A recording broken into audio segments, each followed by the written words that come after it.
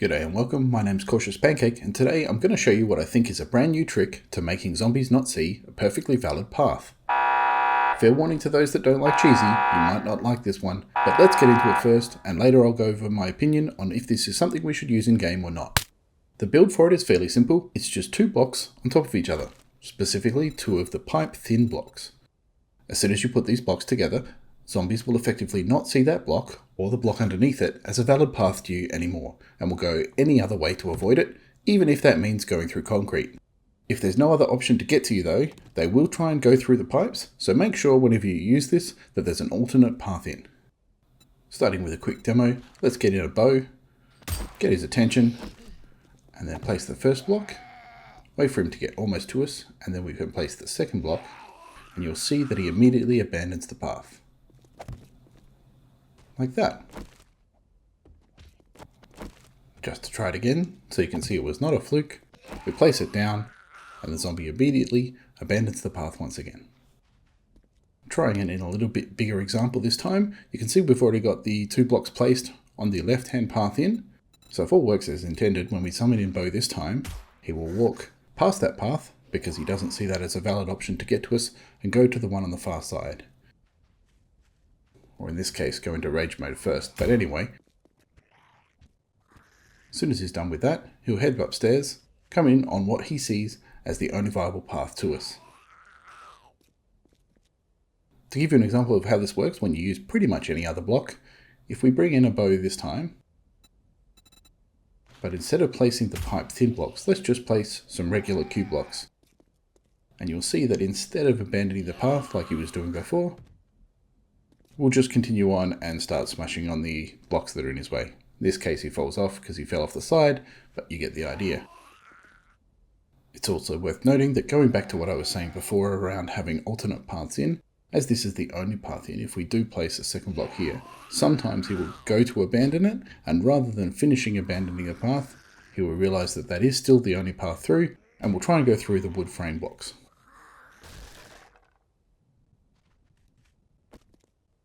You can see that after falling off, if we try it again, it's a little hit and miss because there is only the one path to us, and that sometimes they will abandon it and sometimes they won't. So moving on from only having a single path to us, you can see we've widened the path here to 3 blocks wide and placed a little archway over the top. This will highlight much better how there is multiple paths to us, because the zombie can actually go through the concrete blocks if they want to, and especially if we place the extra 2 blocks in the middle archway where normally you would expect the zombie to try and go through, and what ends up happening is that the zombies will do everything to avoid those 2 blocks and try and go through the concrete pillars on either side. Even after falling down, you can see that he comes back up again, and if he stays on the path, comes forward and ignores the 2 wood frame blocks, which would be really easy to smash their way through, and goes through the concrete instead. If we take the top one out, you can see that nothing actually changes. Bo continues to try and go through these. But it is recommended to not just go with the single block approach, and it's better to go with the 2, just to make sure of things, particularly if you've got zombie dogs coming at some point. You can see that there's not destroy area mode here, he's just trying to get through and is blocked by the pipe thin blocks in the archway. If you take him out, bang, zombie goes straight through and the path is opened up again. Just repeating the test here with Bo, we can use a single block just to see whether or not that does effectively achieve the same result, and it does. The zombie ignores the path through the middle, even though he could honestly just hop over that block in the empty space that's left, and tries to go through the concrete, which is a great result for, making our lives easier and being able to shoot him.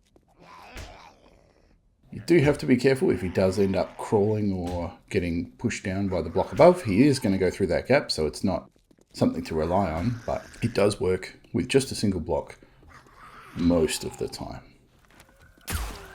You can add in a second zombie, and you can see that again has the same result. It's not like 2 zombies changes the behavior. They're both trying to go through the concrete block. I don't know why they picked the left one from their point of view instead of the right one, or going 50-50. That might be something to look into in a future video, but for now, we know that it works. I mentioned zombie dogs before, and this is where we can test that. You can see that they do try and go to their left, but it's really a bit easy for them to come over the top like this, and that's not going to work. If we add in the second one though, you can see that although he can reaches through there, they don't actually try and attack the blocks themselves and still try and go through the concrete. So that still works. Zombie path blocks are still doing their job and making the zombies confused as all get out rather than being able to go through them. Okay, moving to a double-ended base. Again, for a demonstration of how this works, if we bring in Bo at the far end, which is already blocked off, he's going to ignore that. We can then take these, move them around to this side. See, as soon as we put that first block on, he immediately abandoned the path, put in the second one to be safe, and he runs down to the other end. If you really wanted an effective but kind of boring AFK base, you could just sit here all night and do that until you're messed up and then the zombies get to you. But it would work, it's just a little pointless. But otherwise, for a single zombie, you can keep him going back and forth the whole time. You can see that this time, because we left the passages blocked off at both ends, he just tries to go through the nearest block, but not the wood frames again, just through the concrete that he can get to. Although now he seems to be really confused and not sure where to go, and just goes into destroy area. So you, again, want to make sure that you leave him some sort of path, but that could have also just been a destroy area based on the small fall that he had.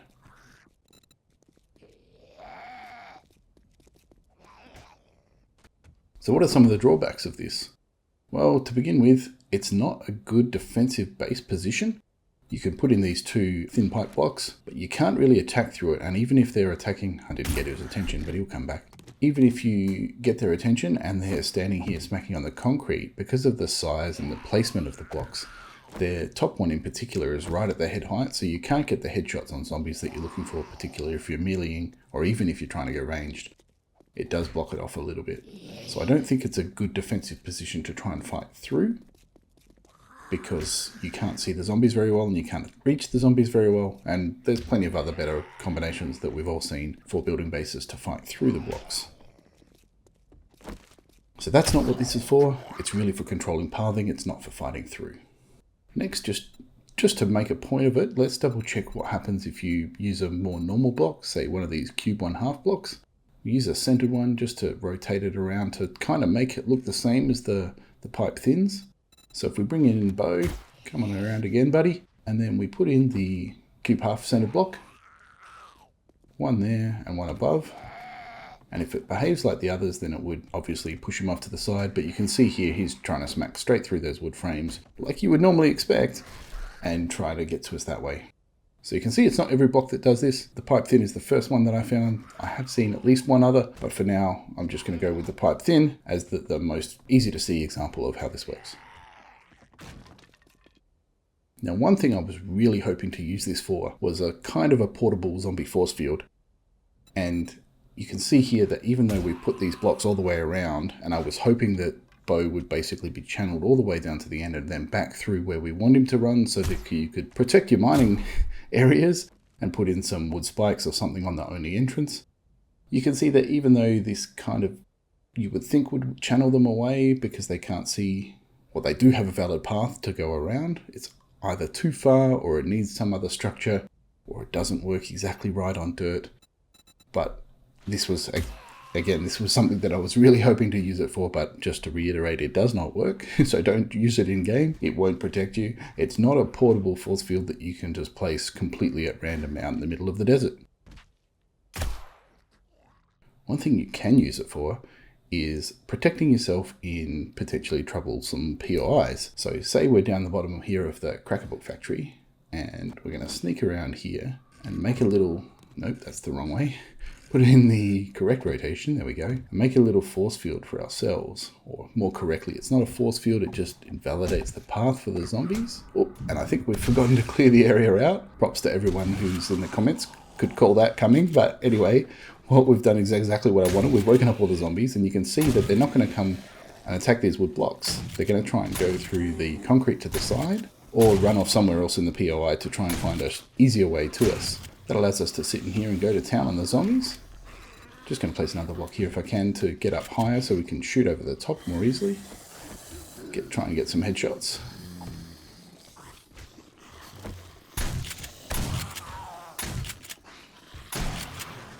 You can see that's calling in all the zombies from this bottom area, which for anyone that's been down here will well know that there's plenty.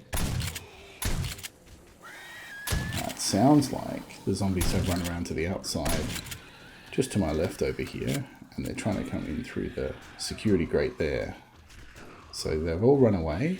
So what we might do is open this back up again and see if that lures any of the zombies back to us. We'll just get ready to place the blocks back in place so they don't swarm us. Again, I'm not advocating that this is the best way to do the clearing of the POI. It's probably not, but it's a new option that you can use when things aren't going your way to potentially buy yourself a little bit of time and protect yourself. I'm going to have quite a few coming in now. Oh, and they have broken their way through the roller door. So if you don't plan for it, you're probably going to end poorly. And I think I'm about to end very poorly here anyway.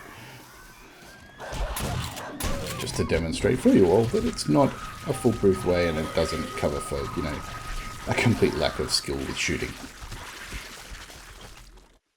Okay, so maybe trying a level 5 POI wasn't the best place to start demonstrating it, so we're back at a motel instead. And I always like this one because it's a nice easy end loot room that you can get to even if you're not planning on clearing the full POI. So what we can do here is just smash our way through the door and immediately place in the blocks in the doorway so that the zombies forget that that's a path to us. We can then wake them up and then just kick back as they run to us and hopefully start to attack the blocks to the side, as you see here. Allowing us to shoot through and hopefully take care of all the zombies in there without getting any real danger towards ourselves. So then we can grab our blocks back, wander in, zombies are nice and contained, and grab our loot. Easy. And the last thing you can use it for in base design is, while it's not a great set of blocks to try and fight through, for those that are used to building hatch bases where you put a little hatch in and run through it as your entrance, here's an alternative way of doing it with these new blocks. You can see that we've just added a little path around to the side, placed the blocks in there for us to go in and out of. And, oops, I'm standing a bit close, but you can see we've just got a very basic little base here that we can fight through without the hatch that can open and shut. But we don't need the hatch that can open and shut because we can just use these blocks now that the zombies will ignore as a valid path and not even try and get to us that way, just try and come through the front. If you're worried about them getting attacked by cops that are walking past that can see through there, just whack a door over the front and shut the door. They still won't see that as a valid path and you're still protected. So finally, just to put my thoughts out there on this, to me this feels like a bug that should be patched out sooner rather than later. It's not something even remotely close to an intended feature, given how pretty much any other block doesn't act like this. Having said that, I've always been a believer in allowing different playstyles, as long as it's not hurting other players. So while this feels a bit like to a bug or exploit to me, for others, it's fair game to use until it's patched, and I don't have an issue with that, since there's not a huge advantage for those that use it over those that don't. More of a convenience or kind of a fun treat to play with every now and then. Well, that's pretty much it. I hope you've enjoyed the video. Please consider giving this video a like, even if you don't agree with using invisible pathing blocks, and consider subscribing as well if you'd like to see more videos like this one. As always, thanks for watching.